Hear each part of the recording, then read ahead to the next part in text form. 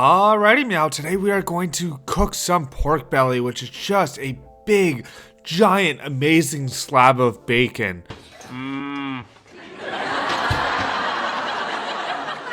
Bacon. Bacon. And this is a dish that's actually going to take a little while because of how we are going to do everything. But while it is going to take a long time to make, it's a lot of very passive time. So the first thing we're going to do is take our pork belly and we are going to cure it by tossing it with a mixture of salt, sugar, and spices. Sugar, spice, and everything nice.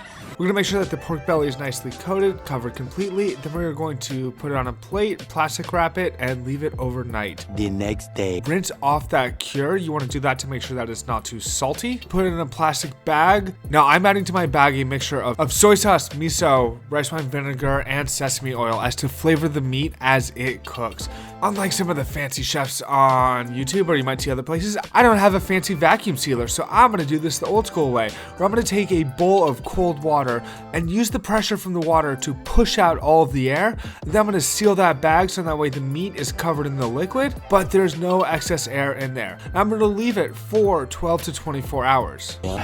Much later. After it's cooked nice, low and slow, and all that meaty goodness is nicely cooked down, we're going to take it out and let it cool in the bag so then that way we don't lose any juices that flow out from it cooking. After the pork belly is cooled, we're going to take the pork belly out, kind of remove all of the excess, and then rinse it off. The other option here is to take the pork belly and warm it up just a little bit in the oven, and all that extra gunk will melt off. We are going to slice it into nice, thick pieces. Thick with 3 C's. To make our apple miso puree, we are going to peel a few apples. We're going to cut them up and put them in a pan with just a little bit of butter and miso, and then we are going to cook that down.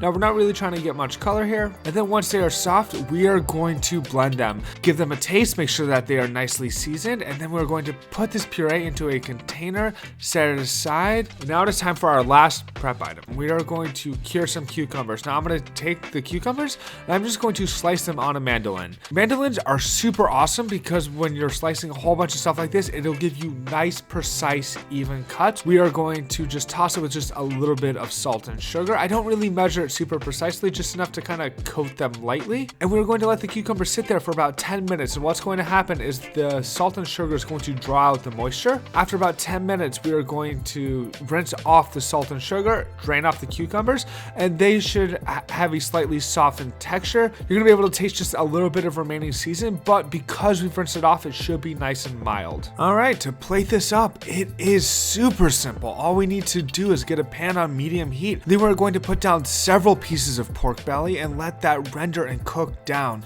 Now we're going to flip it a couple times, just really developing that color and letting it cook in its own fat that's going to render off. Once it is beautiful, golden, brown, and crispy, what we're going to do is drain off a whole bunch of extra fat, and this last little step when cooking it is completely extra, but then we're going to deglaze that pan with just a little bit of water, soy sauce, and some of the cooking liquid that is left over from the bag where we cooked our pork belly. Then that should hopefully take off some of the fond from the bottom of the pan and glaze our pork belly ever so nicely. It's time to plate everything up. We're not even going to warm up the apple puree, and that's because I'm playing on a hot and cold concept. We're going to put down 3 nice little dots of the apple miso puree. We're going to top it off with the pork belly, add a few of the cured cucumbers, and then just bring it all together with a little bit of the parsley oil that was made in the previous dish. Just like that, our miso pork belly dish is finished. All right, thank you so much for watching and listening to this.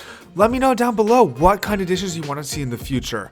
Next week, I'm going to be trying to do something that's a little more on the healthy side, getting back to my healthy food that doesn't suck series. And if you're still here, give the video a like, subscribe, hit the bell button so that way you don't miss out on future videos. So I am out and peace.